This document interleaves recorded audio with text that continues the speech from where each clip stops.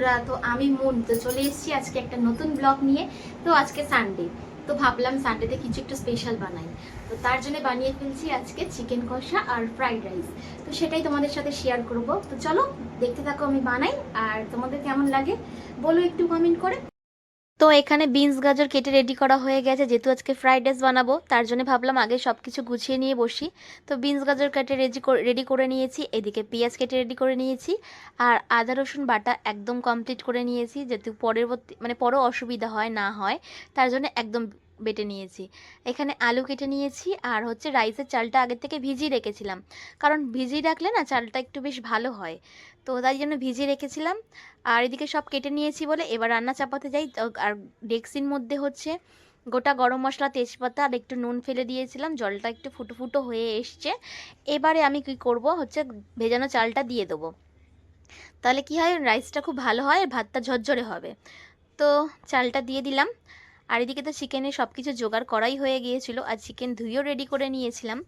তো এবার চিকেনটা দেখো, চিকেনটা ধুয়ে রেডি করে নিয়েছি। এবার কড়ার মধ্যে কড়া বসিয়ে দিয়েছি, আলুটা একটু লাল লাল করে ভেজে নেবো।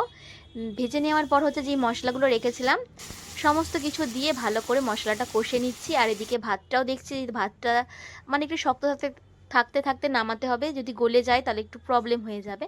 তো ভাত হয়ে গেছে, ভাত নেমেও গেছে, ঘি দিয়ে দিচ্ছি ভাতের মধ্যে, আর চিনি দিয়ে দিচ্ছি, তাহলে কী বলতো মিষ্টিটাও ঠিকঠাক থাকবে, আর ঘিটাও ঠিকঠাক মিশে যাবে।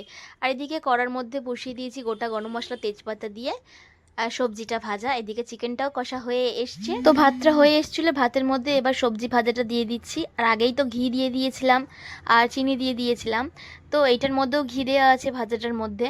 তো এবার ভাজাটা দিয়ে ভালো করে মিশিয়ে নেওয়ার পালা, এবার মিশিয়ে নিই। লাস্টে সামান্য একটু ঘি দেবো আর গরম মশলা দেবো, দিলেই আজকের আমার রাইসটা কমপ্লিট হয়ে যাবে। তো দেখো এখানে মোটামুটি রাইসটা কমপ্লিট, এবার শেষ পর্যায়ে গরম মশলাটা দিয়ে দিচ্ছি। লাস্ট ফিনিশিং রাইসটা কীরকম হয়েছে দেখো, ফ্রাইড রাইসটা। তো ফ্রাইড রাইস রেডি, সেদিকে চিকেন কষাও রেডি। তো দেখো লাস্ট ফিনিশিং, দেখো রাইস আর চিকেন কষাটা কেমন এসছে বলো।